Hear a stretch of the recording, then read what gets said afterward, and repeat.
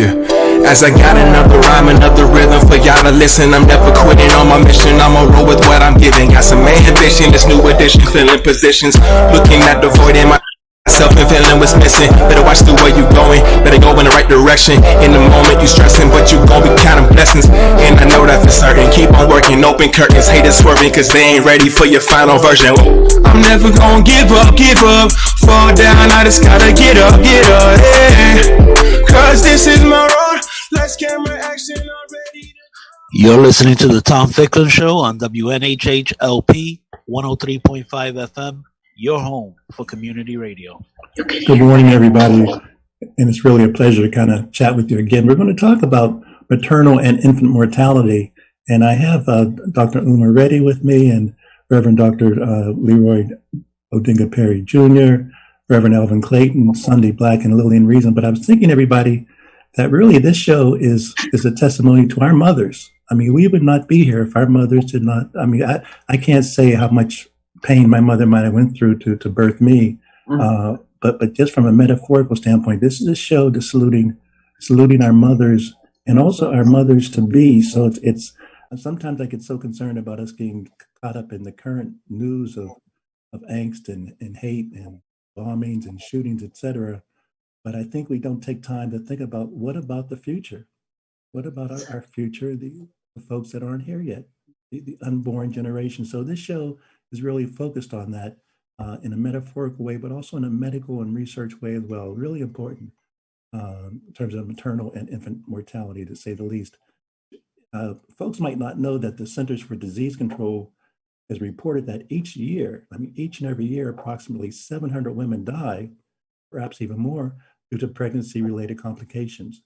And more than 25,000 women experience long or short-term negative health conditions as a result of problems during labor and or delivery. So as I mentioned, Dr. Umar Reddy is here with us to discuss with the cultural ambassadors for the Yale Center for Clinical Investigation how researchers at Yale are working to improve care for mothers and their infants. I mean, this is just so important. Dr. Reddy, welcome. How are you doing this morning?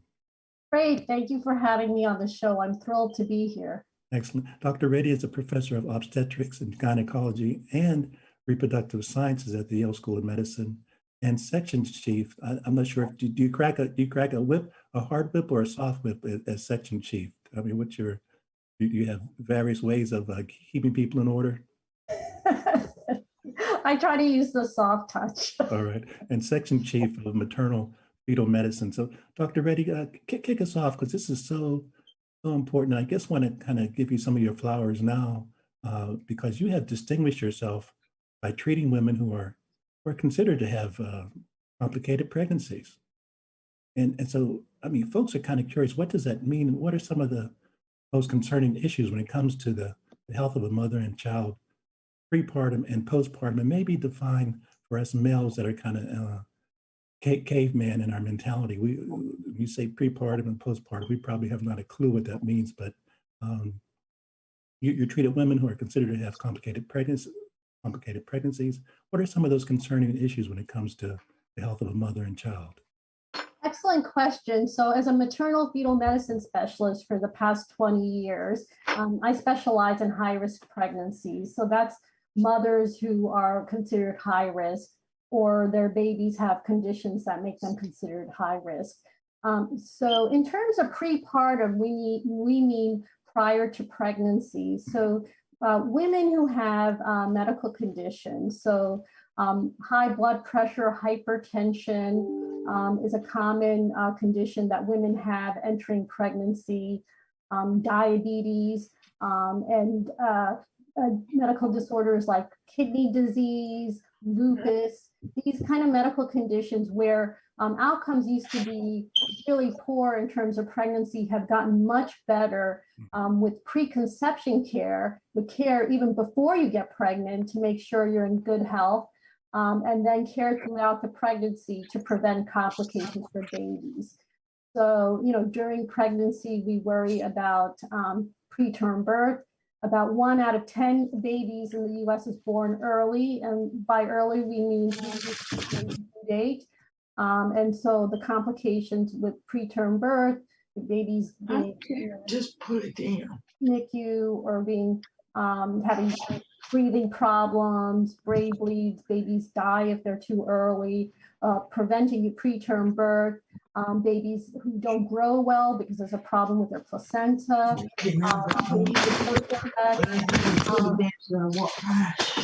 which can be prevented. Dr. Brady, just one sure. second. Maybe Lily, we might go on mute until. Okay, I'm sorry. Oh, no problem. Mm-hmm. So, in terms of pregnancy, taking care of women so we can avoid these complications for both them and their babies. And during pregnancy, 5 to 10% women develop hypertensive disorders of pregnancy, or preeclampsia or toxemia is the old name for it, where mm-hmm. women's blood pressure goes up and it affects their other organs like their kidneys, their liver. And this is a big deal and makes women sick during pregnancy. It is associated with complications. And then gestational diabetes, which is when women develop diabetes during pregnancy, and that's associated with complications for the baby. And then even the process of delivery, can be complicated. So there are women who, after they deliver, they can hemorrhage, they could have a lot of bleeding, need blood transfusions, need to go to the intensive care unit. And as you mentioned, every year in the US, 700 women are dying from childbirth. And so, that right after delivery is a critical period. And then even after you deliver, mothers who had a preterm birth, if you delivered early, if you've had preeclampsia, if your baby hasn't grown as well, if you had a stillbirth where the baby dies in the womb, all of those are devastating complications for babies. But it turns out even mothers who have those complications are at higher risk for their own health, because pregnancy is a stress test almost. It's like a test of a woman's health. Because if women get through pregnancy without any complications, that's an indicator of her health. And if a woman has complications like preterm birth or preeclampsia, high blood pressure, pregnancy, or develops gestational diabetes, her own health, she's at increased risk for problems like cardiovascular problems. And heart disease is the #1 killer of women. So this is really important. Women who have these complications after they had their preterm birth or, had preeclampsia, we thought, okay, they delivered, now they're fine. And, hopefully they get followed up at 6 to 8 weeks. A lot of times women don't even come back 6 to 8 weeks for their postpartum checkup. But then, they're lost. They don't go to, they don't routinely go to doctors. And so this is really important. We know now that if women have these complications, they need to be followed up like right after delivery, within a week, and at their 6 and 8 week appointments. And then even at 6 months and 12 months, these women are diagnosed with either chronic hypertension or diabetes. And Dr. Reddy, I think everybody can see how passionate and really embedded in a good way, in a loving way you are with this topic, because this is radio. And although I know that people are dedicated throughout the world to watching us for 55 minutes, but part of me understands that some folks will kind of come and go and might not stick with us for the total 55 minutes. So I might kind of backtrack on some of the things you've mentioned, because everything you've mentioned, we could expand upon like crazy. So I really appreciate your setting that context. Dr. Perry and Reverend Clayton and Sunday and Lillian, just bear with me for a minute, because I want to ask Dr. Reddy a follow-up question in terms of we hear this term infant mortality rate and maternal mortality rate. What does that refer to, and how does Connecticut fare in this regard? I mean, people do listen to this show worldwide, but we are broadcasting out of the New Haven area. And I'm just curious what our term in infant mortality rate and maternal mortality rate, and what does it refer to, and how does Connecticut fare in that regard? Great question. So we'll start with infant mortality rate. So infant mortality rate is the number of deaths for children up through the age of 1 out of the number of births. So it's a rate of the number of deaths per per 1,000 live births. And so Connecticut, so just to give you an idea, for the US, the death rate through the age of 1 is 5.6 per 1,000 births. And Connecticut is lower, it's 4.4 deaths per 1,000 births. But so we rank number 40 out of 50, meaning we're, there are 10 states that are better than us, have a lower rate. But of note is, even though our rate is lower than the national average, our rate is higher than New York and Massachusetts. So they have a lower infant mortality rate than us. So, there's room for us to improve. Indeed.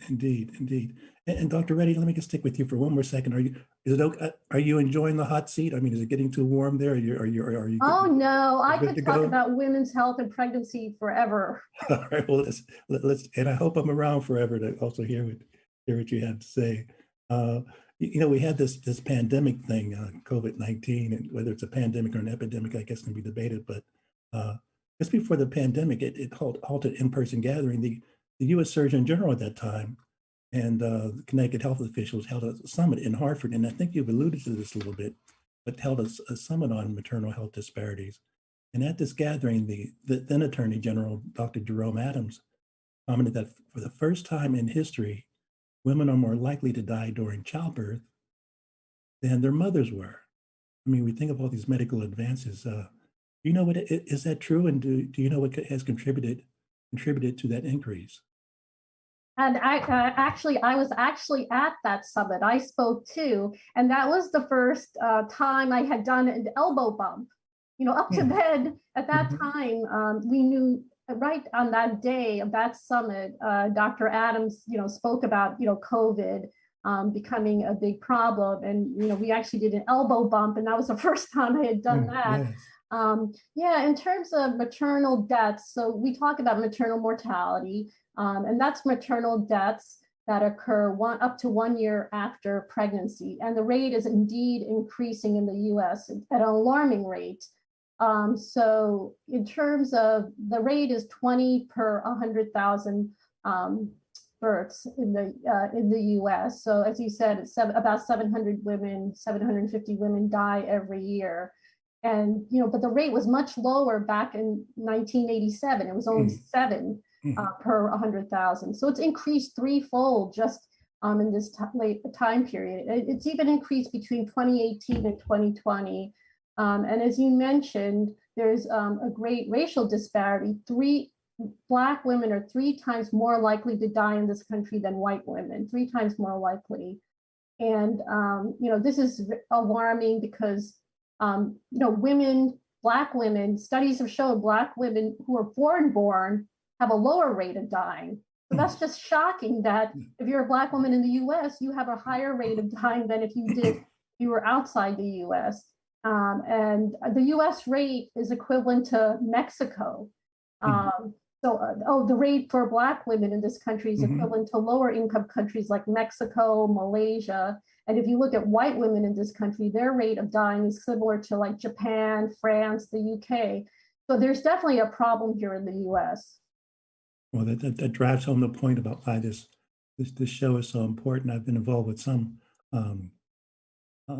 infant mortality, if you will, initiatives in the past. In fact, back in the mid-'70s, I was director of health and education for the Urban League, and pregnancy prevention was one of the programs that we had. So it's really, or healthy pregnancy. But I want to bring in Reverend Clayton and Reverend Perry and Lillian and Sunday, because Dr. Reddy has really set the context and given us a lot to kind of comment on. But not only comment, but as cultural ambassadors, all of you have been involved with really a number of efforts to increase awareness about health disparities for a variety of conditions. Why is this conversation about infant mortality and maternal well-being so vitally important and strategic? Maybe Reverend Perry, if we could start with you. Yes, Tom. I think that the idea of social determinants also plays an important part in this discussion, as when we look at hypertension and diabetes, preconditions that somehow manifest or can manifest results or outcomes.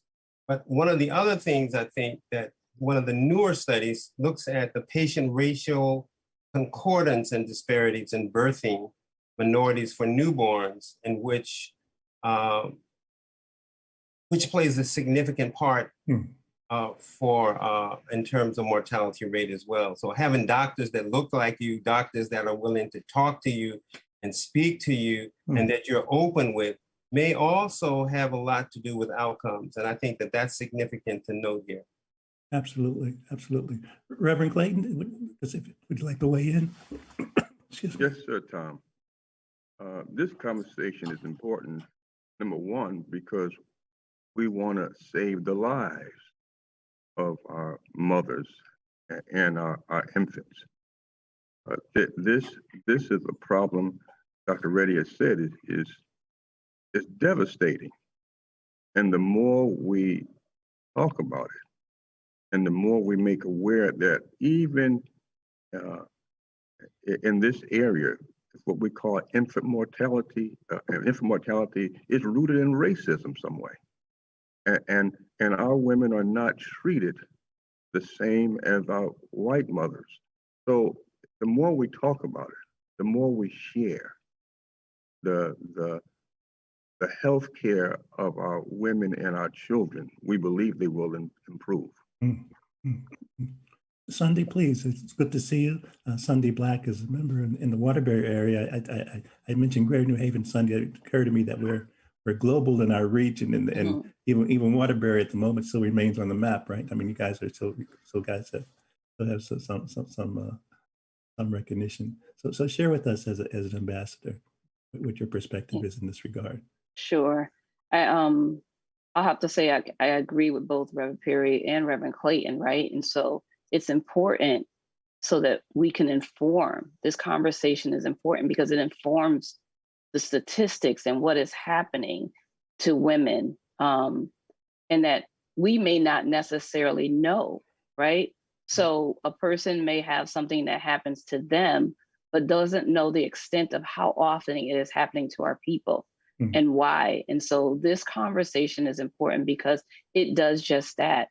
It provides information about well-being and any type of well-being. We're involved in all kinds of different studies and different information as it relates to our communities. And so this here is something that you don't hear a lot about. Yeah. And so it's very important that we inform the community, inform our communities so that they can understand what is happening and really take a look at what's happening with them in their pregnancies.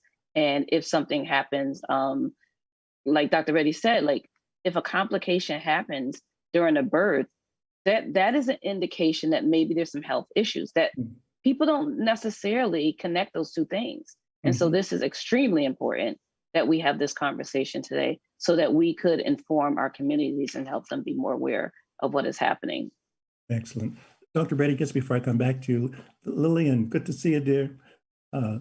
Let me hear from you. And Lillian, I've missed you for the last year or so with the Jonathan Berryman and the choir, and you're always there, and we always have a chance to chat perhaps during the services, during the concert as well. But share with me, because you've been involved as a cultural ambassador with the Yale Center for Clinical Investigation, I think almost from, if not from the beginning, but certainly for a long time. Yes, one of the things that is bothering me is that the young women who are childbearing age may not have the education in the system, in the school system. I'm not sure how much health ed is being taught in that regard.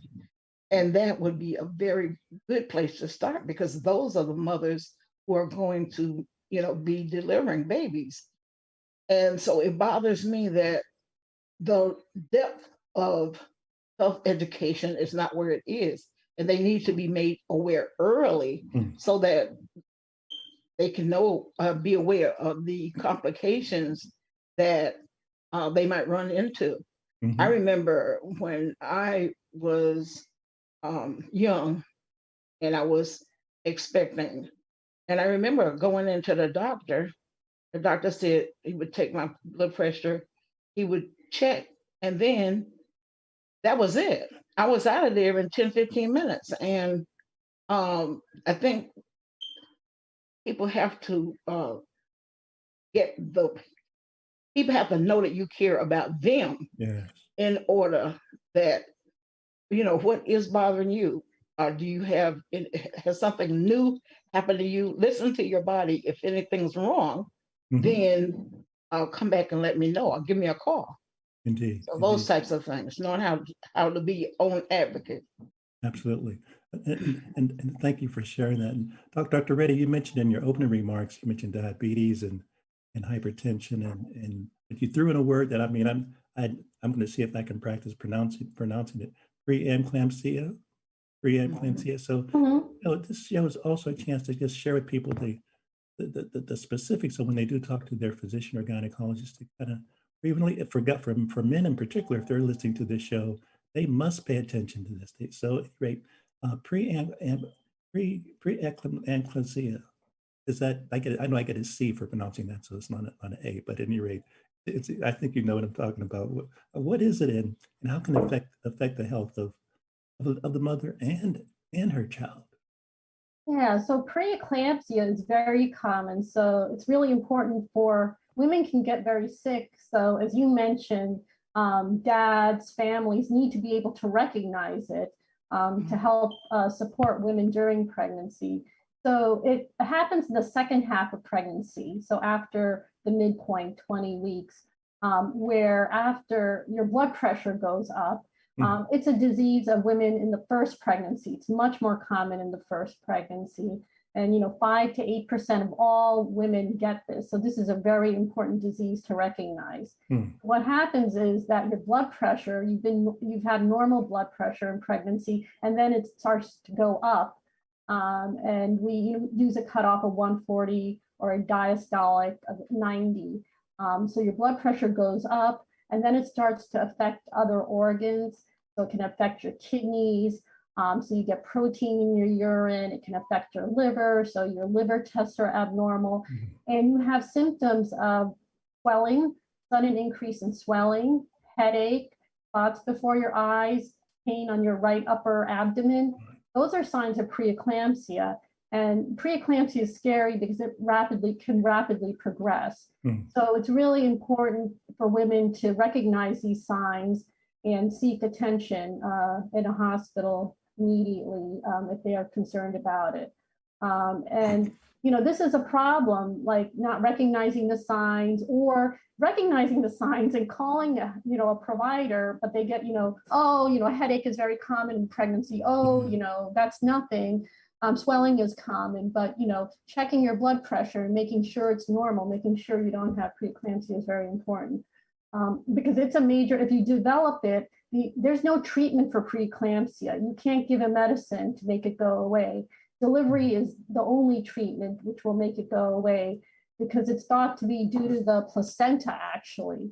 But once you deliver, then the symptoms of preeclampsia usually go away, although there are women who still, will have problems with blood pressure and their kidneys, et cetera. So it's a major cause of preterm delivery, because women who get sick, the only way you can help them is to deliver them. So it's also a cause of, babies being born too early. Sure. I mean, just as you were talking, Dr. Reddy, it occurred to me that we don't want people to be intimidated and not to have babies, but we just want to be sure that, regardless of who you are, that you have a healthy baby and you know how to proceed. I mean, you mentioned earlier in your opening remarks even about diabetes being a risk factor for complications during and after pregnancy. Before I go there, let me go back to chronic. You mentioned chronic hypertension also. I want to kind of talk about that for a second.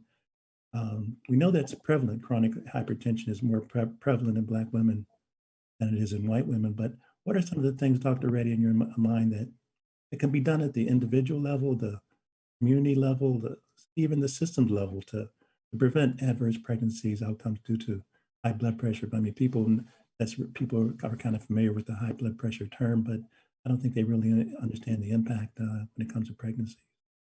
Yeah, and I'm glad you brought it up, because I don't want to scare women who have these conditions, because I also mentioned that outcomes have become much, much better with treatment. And so women who have like high blood pressure, diabetes, the key is before you even get pregnant to get it under good control, because that's associated with best outcomes for you and the baby. And so for hypertension, you know, if your blood pressure is too high, then you need to be on medications and to get it in within a normal range. And then, you know, being closely followed during pregnancy. It also turns out women who have chronic hypertension, low dose aspirin, which has been around a long time, actually decreases the risk of developing preeclampsia. So women who have hypertension entering pregnancy are at even higher risk for developing preeclampsia because they already have, you know, underlying high blood pressure. And it turns out if you take what we call a baby aspirin, it's a small dose, it's a fraction of a regular aspirin, 81 milligrams every day. If you start it at the end of the first trimester, your risk of developing preeclampsia goes down. It's a safe medication in pregnancy because we're giving a tiny dose. And it's, you know, something you can do on the individual level. Also, you know, in terms of blood pressure cuffs. So especially with COVID, we realized, you know, we're asking women to come in to the clinic and, you know, just for a blood pressure check. How can we make it easier for patients? You know, we dragging them all the way, we check their blood pressure. If it's fine, that's good. If it's high, you know, we deal with it. Why can't we make it convenient for them and have them be able to do it more frequently than just, you know, in the clinic? And so home blood pressure monitoring has been huge. And because of COVID, we, you know, have had prescribed home blood pressure cuffs and have women log their blood pressure, log their blood pressures at home. We can even watch them take their blood pressure to make sure they're doing it right, because that's very important. And then, so that's been huge, actually.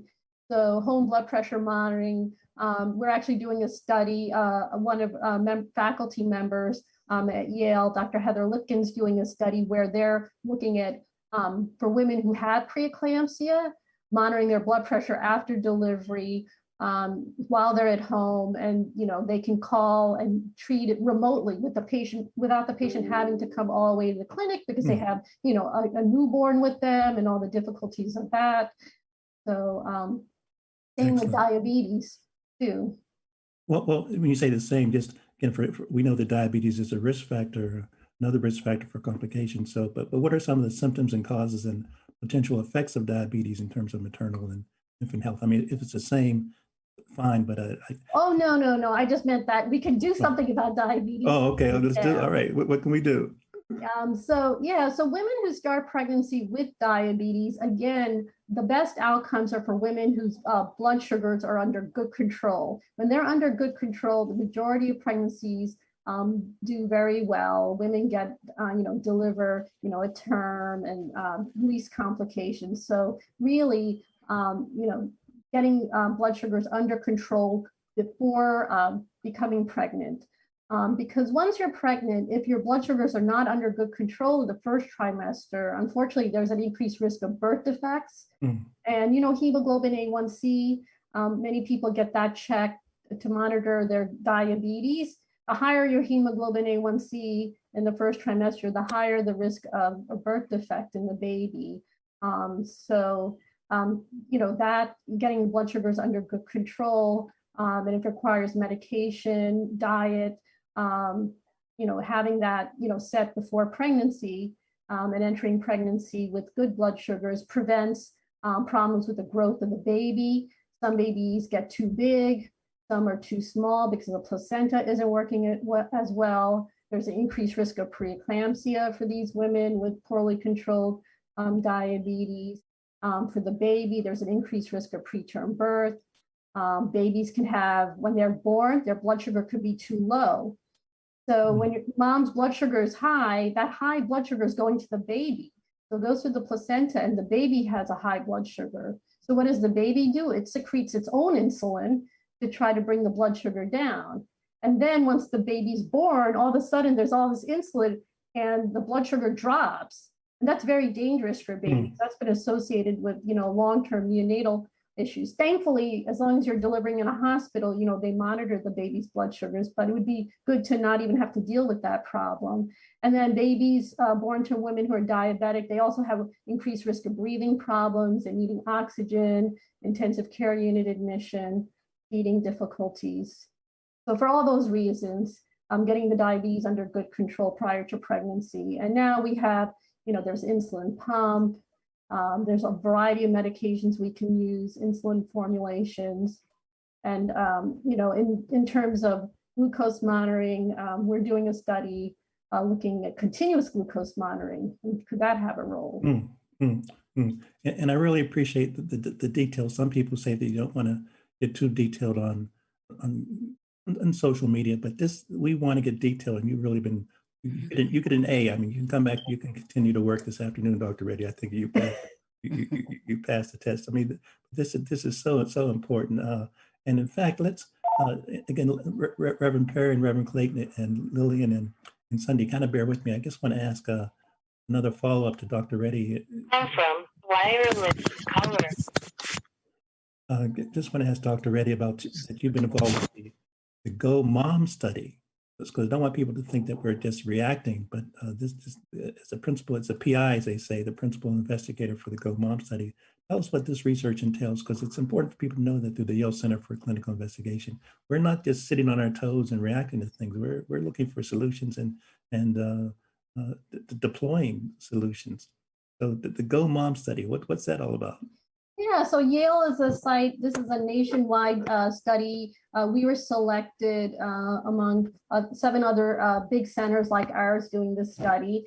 And this is a study of women who, we're interested in women who don't have diabetes. So women who are pregnant, early in pregnancy, we want to understand what sugar levels early in pregnancy cause these worse outcomes for mothers and babies that we talked about. So right now, and usually we do testing for gestational diabetes at 24 to 28 weeks of pregnancy, so early in the 3rd trimester. But that could be too late. And also, we don't know what blood sugars early in pregnancy are good and what's, what is elevated and could, be associated with these worse outcomes. Because if we knew what blood sugars were not good early in pregnancy, then we would start treatment earlier to try to prevent bad outcomes for the babies and mothers. And so we're using a device called continuous glucose monitoring, or CGM, and it's a sensor that just goes on your arm or your belly, and it's amazing technology that gives you a glucose level at every 5 minutes. So it's almost continuous. You can see your glucose level 24/7 throughout the day and night. And you'd have to imagine that's so much more information than just doing a finger stick. We ask patients to do it when they first wake up and then after meals. So we're using this technology to understand glucose levels throughout pregnancy, what are normal glucose levels and what are abnormal glucose levels, especially early in pregnancy, to see if we can predict who's going to have the worst outcomes to prevent them. Boy, that's exciting. I mean, so much so. Is the study still open for participants, or what are the criteria? I'm assuming I'm not eligible, but unless I have a sex change, well that's another show. But is the study open for participants? Yes, it is. It most definitely is. So we're open for participation, and we would love women who are, the first visit is at 10 to 14 weeks. So they have to be early in their pregnancy.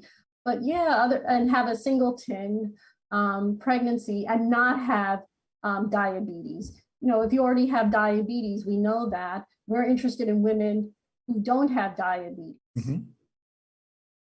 Okay, and so is that the only criteria for participation?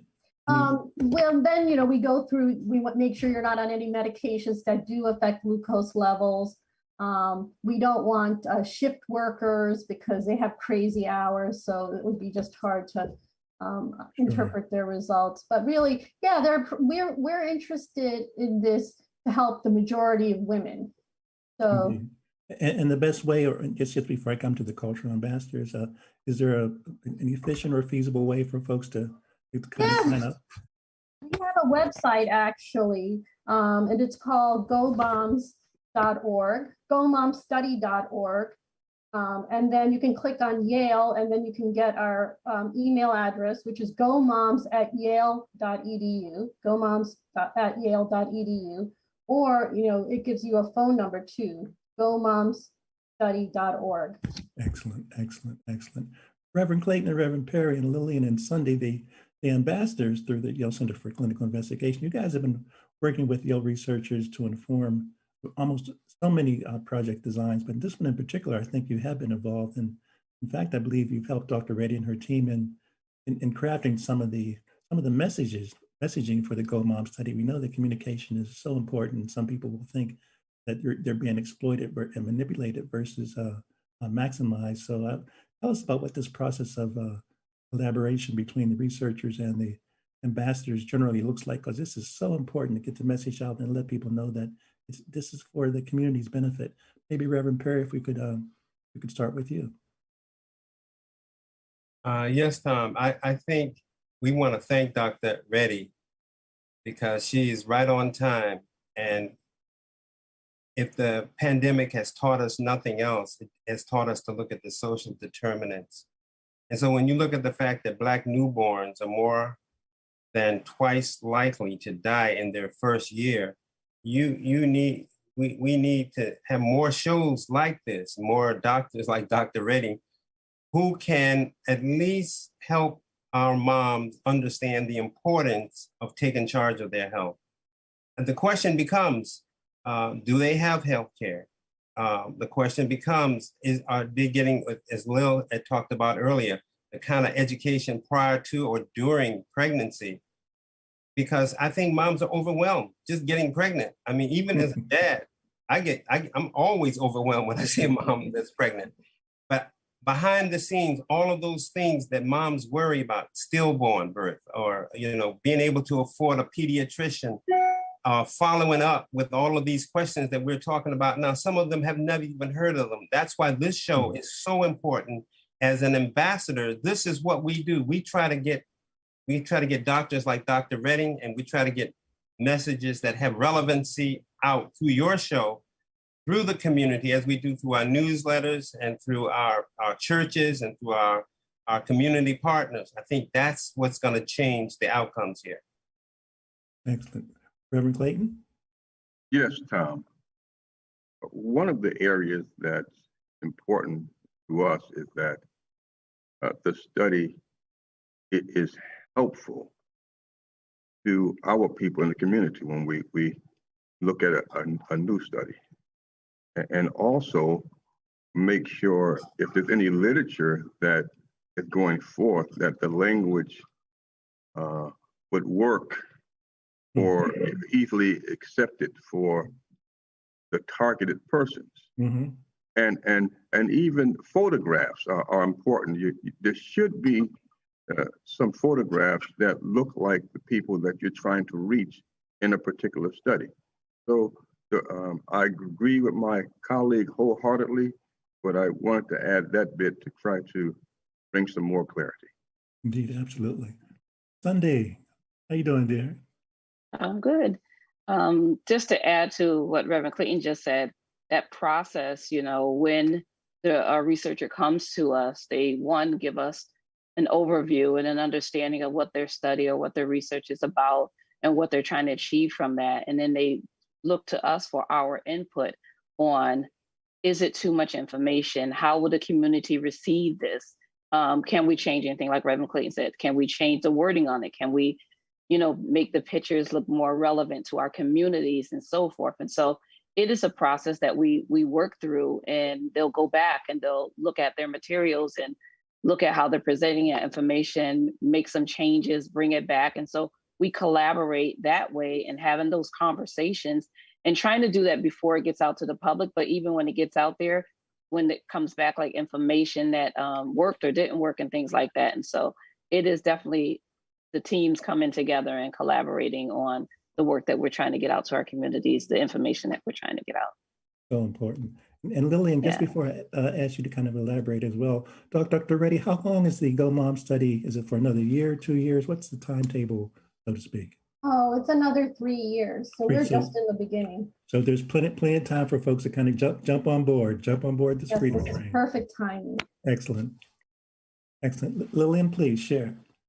One of the things that we really have to not forget about is our audience Mhm. and what will be appealing to that group that we want to, who are going to be the child bearers. Hmm. So we have to think along those lines. What are the young adults doing right now? Where are they? And we have to seek them out so that we can get the best information to them. Absolutely, absolutely. Dr. Reddy, this is kind of a soft point for me, but hopefully it's not too embarrassing, but many of my guests are accomplished, and I just like for people to know that you're an accomplished person. So you've received numerous awards for advancing women's health research, not just locally, but not just regionally, but nationally. You mentioned you were on the conference at UConn, the former Attorney General.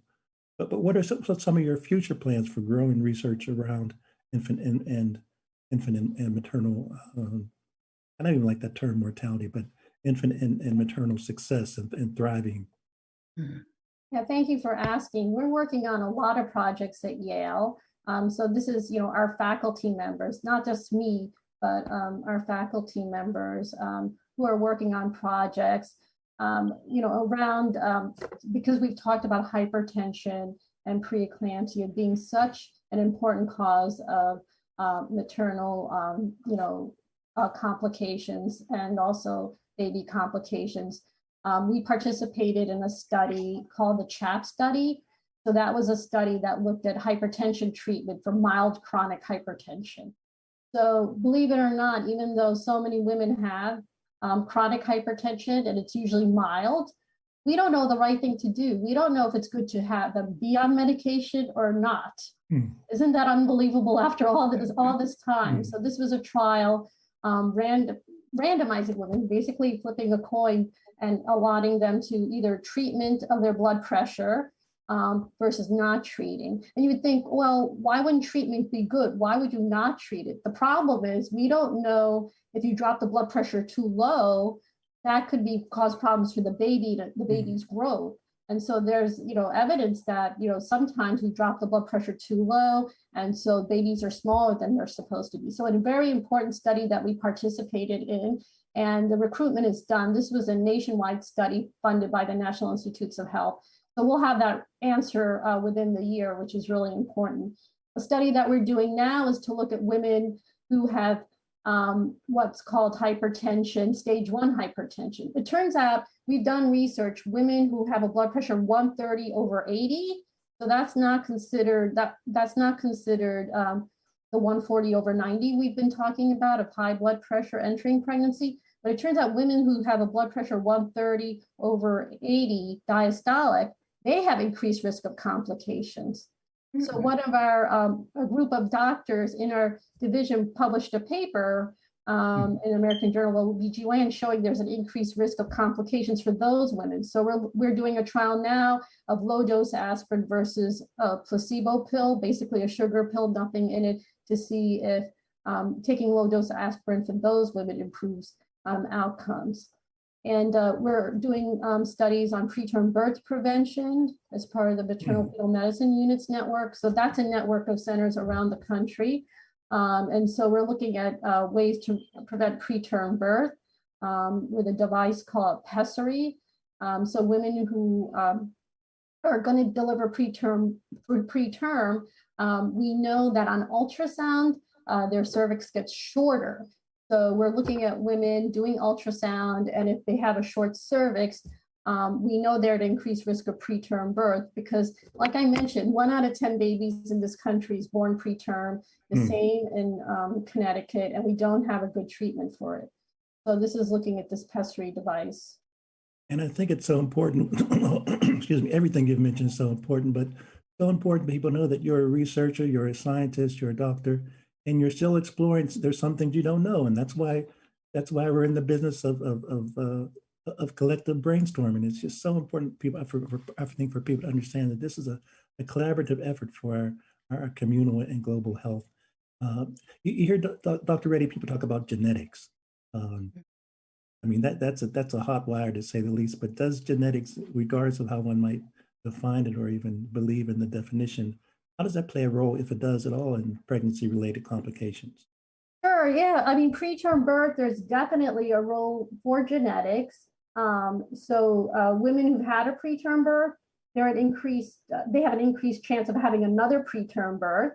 They also have an increased, their mother could have had a preterm birth, so they were born preterm. They have a higher rate of their sister having a preterm birth. So we know that there is a genetic component for preterm birth, but the majority of it is not genetics. It's, lots of different factors, environmental factors, but there is definitely a genetic component. And the same with preeclampsia. If your grandmother had preeclampsia, if your mother or your sister had preeclampsia, they've done these studies where they compare, your direct relatives, your sister versus your sister-in-law, and found that, your sister having preeclampsia increased risk. What about COVID? And again, I'm just kind of, as we have another 12 or 13 minutes, I want to kind of skirt through a few things, but we can't lead the discussion out without discussing the COVID factor, if it is a factor in terms of infant and maternal health, and the possible risks associated. Any comments in that regard? Yes, COVID, pregnancy is a high risk factor for COVID. So women who are pregnant who get COVID are at increased risk of having more severe disease, requiring hospitalization, requiring ICU admission. So COVID in a pregnancy is a high risk condition. You should think of it like the way we think of the elderly being higher risk, people who have chronic medical conditions, pregnancies right up there. So, I mean, related to what you've just mentioned, then weave in vaccines. Should are vaccinations safe? Should they take it? Is it even imperative? Yes. The vaccine, it's recommended that pregnant women do get the vaccine. It is safe. Studies of women who got vaccinated while they were pregnant, there were women who happened to be pregnant when they got the vaccine and they're getting followed up. There's no increased risk of miscarriages, stillbirths. There's no increased risk of anything compared to the general population. But women who do get COVID, we know, can get very sick and unfortunately even die. So definitely the vaccine is recommended. Is it like recommended like a 4-star, 5-star, not if not mandated? I mean, like super important from your perspective? Yes, I would say super important. Okay. Yeah, I mean, you can't mandate anything, but because there's a lot of lack of information for pregnant women. Pregnant people have been left out of the trials. They were left out of the initial COVID trials. But now that we have evidence that it's safe, there doesn't appear to be an increased risk of any of the complications compared to women who didn't get the vaccine. It makes sense to get it. But everybody, let's open it up for the next 8 or 9 minutes before we close down, because the cultural ambassadors have been involved with more than a decade. But in terms of the vaccine awareness, I mean, I've just been so impressed, Reverend Perry and Reverend Clayton and Sunday and Laura, with how the cultural ambassadors have pivoted so quickly when this COVID pandemic kind of confronted us. But you've done a number of things to increase awareness of and access to the vaccine. Reverend Perry, I'll start with you, but tell us how you approach breaking down barriers to increase vaccination rates, because my mind goes to the flu, my mind goes to what Dr. Reddy just mentioned in terms of that we're going to have infectious diseases down the road. But tell us how you approach breaking down barriers to increase the vaccination rates. And we're still, let me say, we're still breaking down barriers. There's still a need to get everyone vaccinated willingly and not involuntarily. Reverend Perry? Well, Tom, I think the largest barrier that we have is racism in America. And that's a barrier that cannot be misinterpreted as being vital to our work, because that's part of the problem. I mean, the social determinants, that's part of the problem. How we break this down is that we don't allow the problem to stop us from going forward with what we need to do. which is to find messaging that's going to be relevant, and also to try to engage our community to take charge of their health. And so we do that, and we do that in a number of ways. We do it through our newsletter. We do it through our Facebook, TikTok, Twitter. We do it through our young ambassadors, and we're always open to new methodologies that might lead to better results or outcomes, particularly for the people who don't have access, don't have the money, don't have the influence or the power. So if we can just educate them, we've already found the way. If we do that, we are empowering them. Yes. And that's what we do with our messaging. That's what we're doing with your show. And that's what we're doing with everything that we're going forward, that we're trying to do. It's all about how do we get this message out to people, and how do we include in this messaging doctors like Dr. Redding, so that we have some authority behind what we're saying, which gives credence and credibility to what we're trying to do. So again, I thank you, Dr. Redding, for being on this. And as we talk, I've been looking up on the internet about genomics and social determinants and outcomes for people with pregnancy. But it's the trust the community has in us, the due diligence that they place upon us, and that we place upon ourselves, that makes what we do so important and so relevant. Indeed, indeed. Reverend Clayton, I'm not sure if Reverend Perry has left anything for us to say. I'm not sure. And believe he's left. Yeah, he does cover things like a blanket. But before I go further, I must say to Dr. Reddy, it has been a joy hearing you today. You are a superstar, and we appreciate you so much for your work. Yes. What I want to add, if I can add anything to what my colleague Dr. Perry has said, is we as ambassadors, we have most of the pastors have had a vaccine clinic in our churches, and we talk about it often to people to help them come on to the side of safety.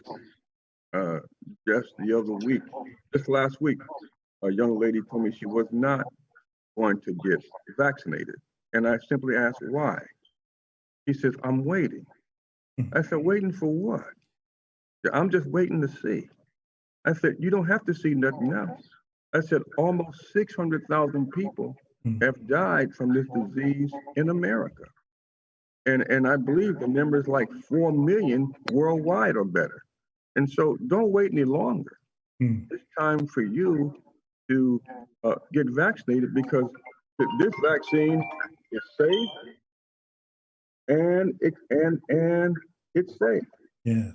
So let us make sure, and let us keep talking and communicating with people, help them understand that this drug that we're using is safe and effective. Indeed. One of the things, Tom, that I wanted to mention is that if we talk to people look to us and they ask us questions. And I was speaking with this young lady, and she asked me, well, would you take the vaccination? And I said, yes. So she said, Ms. Reason, really, do you think I should take it? So I said, yes, you should. And not only did she take it, but her mother, her husband, and her daughter took it, because I was adamant that they should take the vaccine. Excellent. So we have to be out there saying what we believe. Excellent. Dr. Brady, let me share my thanks as well. It's really been informative and detailed. Sunday, Harry's going to play the music shortly, but so we'll have to have you back Sunday next time, and I'll start you off in the first 10 minutes. And I'd like to thank the cultural ambassadors really for all your help with the Go Mom study. It's been a successful launch. And so I thank you for your input on the study and the materials, which we took your feedback and used. So thank you very much. Thank you for your commitment. Yes, yes. Sunday, please close us out. There's nothing left to say except for it was all said. Relevant messaging, education, facts, listen, right? And point people in the right direction. Mm-hmm. If for any reason they're skeptical, make sure they're getting the information from a valid resource. Go to your CDC website, find the information as it relates to vaccine. There's so many missed communications out there. So I think we've said it pretty much all. Well, I want to thank all of you. And Harry, this time I'm going to give you the freedom to kind of now play the music, and really want to thank everyone. Dr. Reddy, you've been tremendous. Thank you. Yes, thank you, Dr. Reddy. Bye. Thank you. Bye, guys. Thank you, Dr. Reddy. You're most welcome. Yeah. As I got another rhyme, another rhythm for y'all to listen. I'm never quitting on my mission. I'ma roll with what I'm giving. Got some ambition, this new edition, filling positions. Looking at the void in myself and feeling what's missing. Better watch the way you going, better go in the right direction. In the moment you stressing, but you gon' be counting blessings. And I know that for certain. Keep on working, open curtains, haters swerving, cause they ain't ready for your final version. Whoa. I'm never gonna give up. Fall down, I just gotta get up, yeah. Cause this is my road. Let's camera action, I'm ready to go. I'm never gonna give up. Fall down, I just gotta get up, yeah. Yeah, this is my road. Let's camera action, I'm